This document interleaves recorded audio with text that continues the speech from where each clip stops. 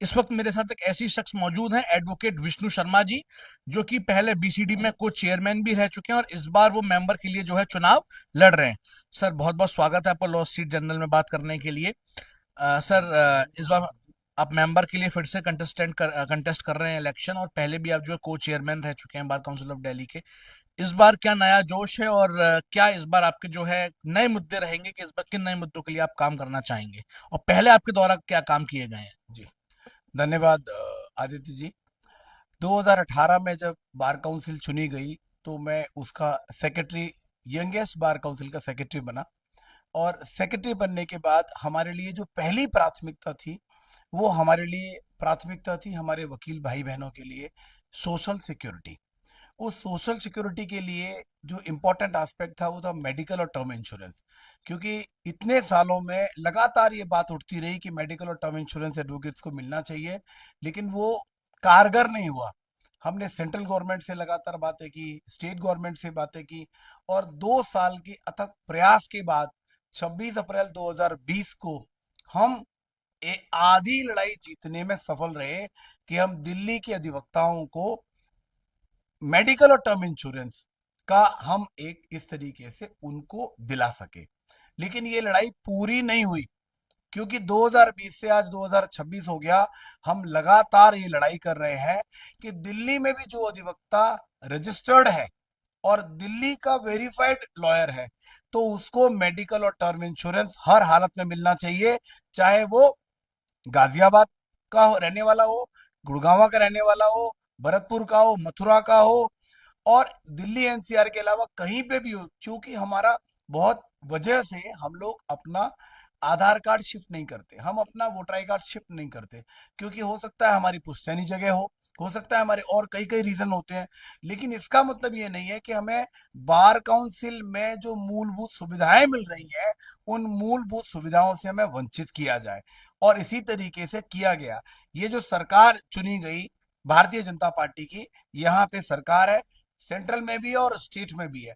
Bharatiya Janata party की जो सरकार आई थी, इसी बात के भरोसे के साथ आई थी कि जिस दिन सरकार आ जाएगी, जो दिल्ली में रजिस्टर्ड वेरीफाइड एडवोकेट है, उन सब एडवोकेट्स को मेडिकल और टर्म इंश्योरेंस दिया जाएगा। और जो बजटरी और एलोकेशन इनका 50 करोड़ सालाना है, उस बजटरी एलोकेशन को 50 करोड़ की जगह 100 करोड़ कर दिया जाएगा।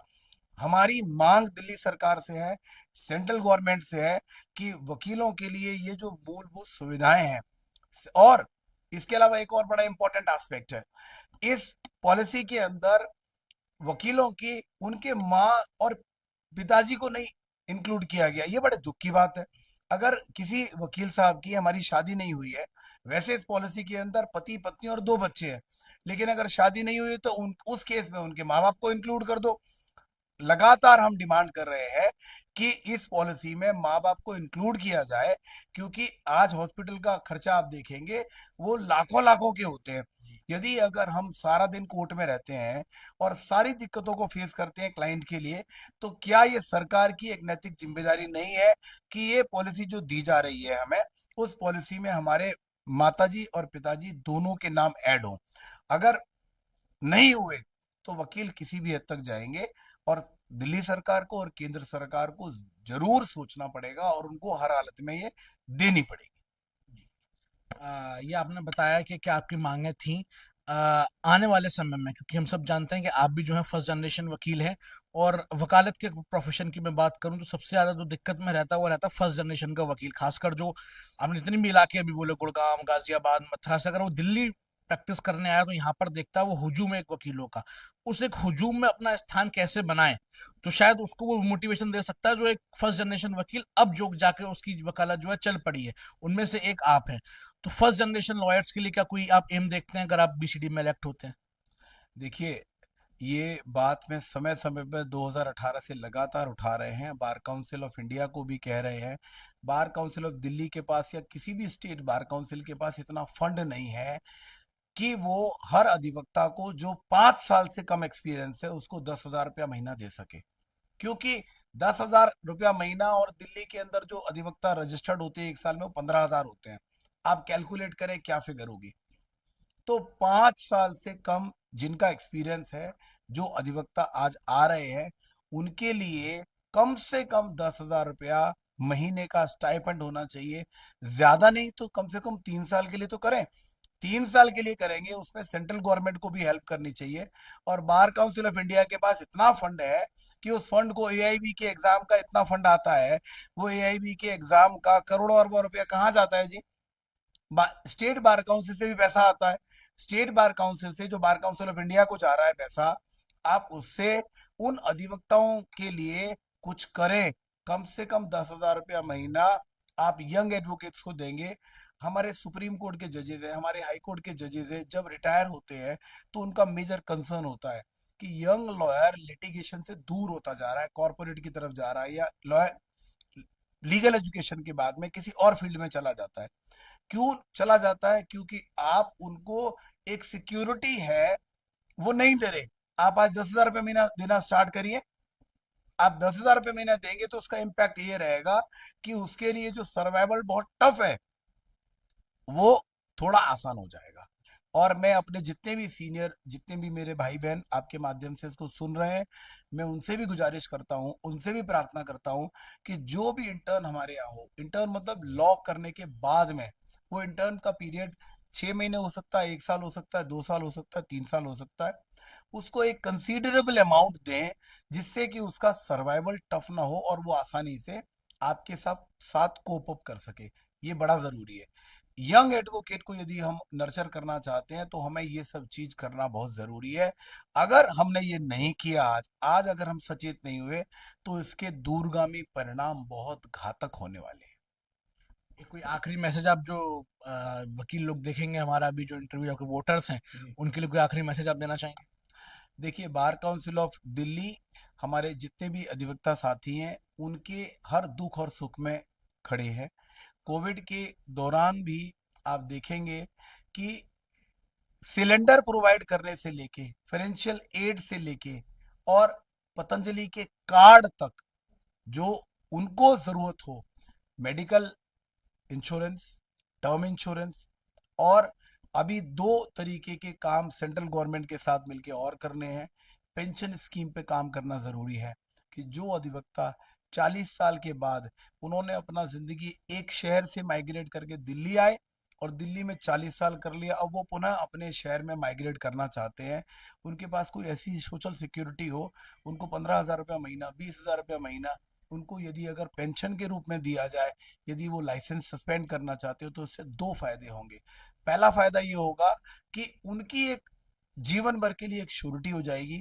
दूसरा फायदा ये होगा कि जो यंग एडवोकेट आ रहा है उस यंग एडवोकेट को काम मिलना स्टार्ट हो जाएगा, वो इस प्रोफेशन में रहेगा। जरूरी ये है जितनी भी ऑर्गेनाइजेशन, जितनी भी ऑटोनोमस बॉडी हैं, उन लोगों को सोचना पड़ेगा कि लीगल का प्रोफेशन अगर हमें इसे बचाए रखना है तो इसके लिए कुछ ना कुछ करना पड़ेगा। और ज्यादा देर लगाई तो कहीं ना कहीं ज्यादा दिक्कतें आएंगी। आज एडवोकेट्स के पास काम नहीं है, आधे से ज्यादा काम सरकार ने छीन लिया है। डीएलएसए ने आम एडवोकेट का काम पूरा छीन लिया है। डीएलएसए की वजह से आज एडवोकेट की स्थिति ये है कि पहले अगर महीने में 4 केसेस आते थे तो आज महीने में एक ही केस आ रहा है। तो डीएलएसए का जो सिस्टम सरकार ने इवॉल्व किया है और डीएलएसए का जितना कॉर्पस आ रहा है, मुझे दुख के साथ कहना पड़ रहा है कि ये डीएलएसए का जो सिस्टम बना हुआ है ये वकीलों की रोजी रोटी छीनने के लिए है। मुझे नहीं लगता। आप डीएलएसए का कोई क्राइटेरिया तो तय करिए। आपने डीएलएसए का कोई क्राइटेरिया तय किया? कोई क्राइटेरिया नहीं है। कोई व्यक्ति 1 लाख रुपए सालाना कमा रहा है उसको भी डीएलएसए मिल रहा है, एक आदमी 10 लाख कमा रहा है उसका भी है। आपने कागजों में किया हुआ है। आप कौन सा चेक एंड बैलेंस लगा हुआ है? आप प्रीमीडिएशन देख लीजिए। कमर्शियल डिस्प्यूट एक्ट के अंदर, कमर्शियल के अंदर आप प्रीमीडिएशन होता है लोक अदालत के रूप में। आप वकील के पास काम आएगा कहां से? आप लोक अदालत में लाखों मैटर सेटल कर देंगे, मीडिएशन में लाखों मैटर सेटल कर देंगे, मीडिएशन के बाद कुछ बचेगा तो फिर उसके बाद आपने डीएलएसए कर दिया, और उसके बाद एक नई प्रजाति आपने इवॉल्व कर दी, उनको बोल दिया डिफेंस काउंसिल। अब डिफेंस काउंसिल में क्या होता है? वकील साहब लेट हो गए 5 मिनट भी, जज साहब कह देते हैं अरे आपके वकील साहब नहीं आए, आपको डीएलएसए दे दें क्या, डिफेंस काउंसिल दे दें क्या? अरे मेट्रो में लेट है, आने में लेट हो गए, कोई दूसरा मैटर है, आपको इतना तो समझना चाहिए, ये वकील के पास जो मैटर आया है, जो क्लाइंट आया है, वो उसकी जीवन भर की गुडविल के बाद आया है। आप तो 2 मिनट के अंदर आप कह रहे हो कि डिफेंस काउंसिल दे देते हैं। तो इन सब चीजों का जो इम्पैक्ट आ रहा है लीगल प्रोफेशन में, मुझे लगता है लीगल प्रोफेशन को बर्बाद करने के लिए एक, क्योंकि लीगल प्रोफेशन को बहुत स्ट्रांग माना जाता है। अब इसको स्ट्रांग को तोड़े कैसे कि ऐसे कुछ अपने लोग डीएलएसए और इस तरीके का एक नया सिस्टम इवॉल्व कर दो जिससे लीगल सिस्टम कमजोर हो। तो मैं सरकार से आपके चैनल के माध्यम से ये बताना चाहता हूं कि हर चीज की एक सीमा होती है। तो आप इस सीमा के अंदर रहेंगे, डीएलएसए को डीएलएसए की तरीके से करेंगे तो ज्यादा अच्छा रहेगा। अदरवाइज सारी चीजें, लीगल सिस्टम को बर्बाद करना है तो फिर तो जो करना चाहे कर दे सरकार। आखिरी छोटा सा सवाल, छोटा जवाब चाहूंगा इस पे। आपने मीडिएशन की भी आप विरोधी दिखते हैं कई बार अपने स्टेटमेंट्स में, हमने पहले भी आपको सुना है, लेकिन कोर्ट्स पर भी बहुत दबाव है आजकल केसेस का। तो अगर मीडिएशन के आप अगर विरोध में चले जाएंगे तो कोर्ट कैसे के जो मामले हैं वो कैसे सेटल होंगे? मीडिएशन का कोई भी वकील विरोधी नहीं है, लेकिन कंपल्शन का विरोधी है कि आप जाके मीडिएशन में आपको जाना है, और जो मैटर मेरिट पे चल रहा है उस पे भी मीडिएशन का स्टैंप लगाना है। और वहां पे मीडिएशन में क्या होता है, मीडिएशन के the ones advocate is out, जो वहां मीडिएटर है वो कहते हैं वकील तो लूट लेंगे, वकील तो उसको सालों साल चलाएंगे। और जो मीडिएटर कमर्शियल कोर्ट के अंदर है, वो मीडिएटर तो एडवोकेट भी नहीं है।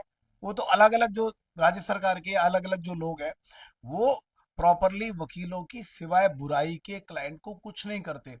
उनका एक ही स्टेटमेंट होता है, आपने 10 लाख का क्लेम किया है, आज आपको दूसरी पार्टी 7 लाख रुपए दे रही है तो ले लो, नहीं तो वकीलों से 5 लाख रुपए तो वकीली फीस ले लेंगे। तो जो इस तरीके का दुष्प्रचार चल रहा है वकालत के प्रोफेशन की गरिमा को खत्म करने के लिए, मैं उनका विरोधी हूं।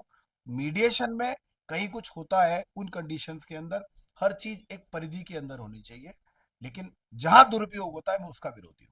सर एक मैं जब बार काउंसिल ऑफ दिल्ली के इलेक्शंस कवर कर रहा था, एक कई वकील मुझे बहुत विरोध में दिखे कि नई कोर्ट्स दिल्ली में, ऐसा माना जा रहा है कुछ नए कोर्ट्स रोहिणी में एक बन रहा है, एक शास्त्री पार्क की साइड एक नया कोर्ट जो है प्रस्तावित है। वकील उसका विरोध क्यों कर रहे हैं आपके अकॉर्डिंग? क्या कारण लगता है आपको, अगर आपकी वकीलों से बात होती है? देखिए, राउज एवेन्यू कोर्ट बना, उसके पहले पटियाला साकेत कोर्ट बना। आज हम देखते हैं कि साकेत कोर्ट जब एस्टेब्लिश हुआ उस समय थी, चैम्बर्स ब्लॉक था 4,000 की संख्या, आज 15,000 से ज्यादा मेंबर्स हैं। अब 15,000 से ज्यादा मेंबर है तो उनको बैठने के लिए जगह भी चाहिए, उनको चैम्बर चाहिए। तो सरकार इस चीज पे बिल्कुल ध्यान नहीं दे रही है कि चैम्बर्स और सीट जो उनको बैठने के लिए, बैग रखने के लिए, फाइल रखने के लिए देनी चाहिए। 2000, आपको आदित्य जी ये जानकर बड़ा आश्चर्य होगा कि 2020 में जहां पे दिल्ली बार काउंसिल में रजिस्टर्ड एडवोकेट की संख्या 1 लाख के आसपास थी, 2025 के एंड में आते आते 2 लाख से ऊपर हो गई है। तो डबल हो गए। क्या इन 5 सालों में कड़कड़डूमा कोर्ट के अंदर, साकेत कोर्ट के अंदर, तीसदारी के अंदर, रोहिणी के अंदर, कहीं को आप द्वारका के अंदर कई चेंबर ब्लॉक बने? ना तो कोई नए चेंबर ब्लॉक बने, ना सीट के अरेंजमेंट हुए। कोई भी और जो प्लॉट चेंबर ब्लॉक के लिए अलॉट हो रहे थे वहां पे भी सरकार ने नई कोर्ट का निर्माण कर दिया, जैसे कड़कड़डूमा के अंदर। तो जिस तरीके का रोष वकीलों में है, आप लीगल प्रोफेशन के लिए क्या कर रहे हैं? मेरी सरकार से एक चेतावनी है कि आप यदि अगर इस प्रोफेशन को बर्बाद करने के लिए इच्छुक है तो आप नई नई कोर्ट का निर्माण करें। अदरवाइज आपको ये देखना पड़ेगा कि वकीलों को उनके बैठने की जगह, उनके लिए प्रॉपर चैम्बर हर कोर्ट में, ये जरूरी है। सरकार के पास जगह है, जगह की कोई कमी नहीं है, लेकिन सरकार की नीयत पे कमी है। नीयत ठीक होगी, वकील उनके साथ हैं। आज ये लगता है कि बिल्कुल नीयत ठीक नहीं है, क्योंकि पिछले 7-8 साल में कहीं पे भी कोई चैम्बर्स नहीं बने। तो वकीलों का ये सबसे पहला डिमांड है कि जज समय एनरोलमेंट हो उनको सीट दी जाए, और 5 साल के बाद उनको चैम्बर डेडिकेटेड कोर्ट में जहां की उनकी मेंबरशिप है वहां दिया जाए। आज अगर मैं हाई कोर्ट ऑफ दिल्ली की मेंबरशिप लेता हूं तो 30 साल के बाद भी मुझे chamber high court of Delhi में मिलेगा, इसकी कोई गारंटी नहीं है। आज मैं अगर साकेत में मेंबरशिप लेता हूँ तो 20 साल के बाद भी मुझे चेंबर मिलेगा, इसकी कोई गारंटी नहीं है। तो जब आप किसी चीज की गारंटी नहीं दे रहे और आप कहते हो कि ऑफिसर ऑफ द कोर्ट है, तो सरकार को इसके ऊपर बहुत कुछ करना पड़ेगा। जी। सर, वकालतनामा का भी मुद्दा एक आता दिल्ली के वकीलों के लिए कि बाहर जाते हैं तो बहुत लोग इसका ही मुद्दा उठाते, क्या मुद्दा है? देखिए, दिल्ली के अंदर पूरे हिंदुस्तान के वकील साहब आते हैं, और वो वकील साहब जिस कोर्ट में प्रैक्टिस करना चाहे प्रैक्टिस करते हैं। कोई एडवोकेट, कोई एसोसिएशन, कोई काउंसिल किसी तरीके का विरोध नहीं करता। आप फरीदाबाद से आए, आप प्रैक्टिस कर सकते हैं, आप अपना वकालतनामा लगा सकते हैं। आप गुड़गांव से आए, भरतपुर से आए, नोएडा से आए, गाजियाबाद से आए, कोई दिक्कत नहीं है। ना वकील साहब को कोई ऐतराज होता है, ना एसोसिएशन या काउंसिल को। लेकिन इसके उलट अगर हम देखते हैं कि मैं यदि अगर दिल्ली का वकील हूं और गुड़गांव जा रहा हूं, तो मुझे लोकल काउंसिल करना पड़ेगा। मेरे वकालतनामा के साथ साथ लोकल काउंसिल की फीस भी मुझे ऐड करनी पड़ेगी। मैं नोएडा जाता हूं तो ये मेरे साथ है, मैं गाजियाबाद जाता हूं तो ये मेरे साथ है। कहने का मतलब ये है कि मैं अगर अपने क्लाइंट के लिए अपने नियर बाई दिल्ली एनसीआर में भी जाता हूं, तो मुझे मेरे क्लाइंट को दो एडवोकेट्स की फीस का बर्डन करना पड़ेगा। मेरी भी करेगा और साथ में लोकल काउंसिल की करेगा। ये क्यों? दिल्ली के अंदर भी वही नियम होना चाहिए जो बाकी एनसीआर में, और एनसीआर के अंदर भी वही नियम होना चाहिए जो दिल्ली में है। ये इस तरीके का एडवोकेट्स के अंदर इस बात का बहुत विरोध है कि गाजियाबाद, नोएडा, गुड़गांव के अंदर लोकल काउंसिल की जरूरत पड़ती है जो दिल्ली के अंदर नहीं पड़ती है। इस पे भी बार काउंसिल ऑफ इंडिया को सख्त हिदायत देनी चाहिए, नियर बाई जितने भी एडवोकेट्स के एसोसिएशन हैं, कि वहां पे किसी लोकल काउंसिल की जरूरत ना हो। दिल्ली का वकील जा रहा है, जब आपने एक स्टेट में रजिस्ट्रेशन करा लिया, आपके पास लाइसेंस है दिल्ली के क्या इंडिया के किसी भी कोर्ट में प्रैक्टिस करने के लिए। लेकिन अगर कहीं दो ओवरबर्डन किया जा रहा है तो ये गलत है। ठीक है। सर, आपको लॉ स्ट्रीट जर्नल की तरफ से हम तमाम प्रत्याशियों को बधाई दे रहे हैं, आपको भी बहुत बहुत बधाई। ये रहे हमारे साथ एडवोकेट विष्णु शर्मा, जो इस बार अपनी किस्मत आजमा रहे हैं बार काउंसिल ऑफ दिल्ली के इलेक्शंस में मेंबर के लिए। लेकिन इससे पहले भी कई बार वो इलेक्ट हो चुके हैं, को चेयरमैन भी रह चुके हैं। अब इस बार क्या नतीजा रहेगा ये पता चलेगा जब रिजल्ट आएंगे। खैर, अभी इस चैनल की तरफ से आपको बहुत बहुत बधाई। इस कवरेज में इतना ही। मुझे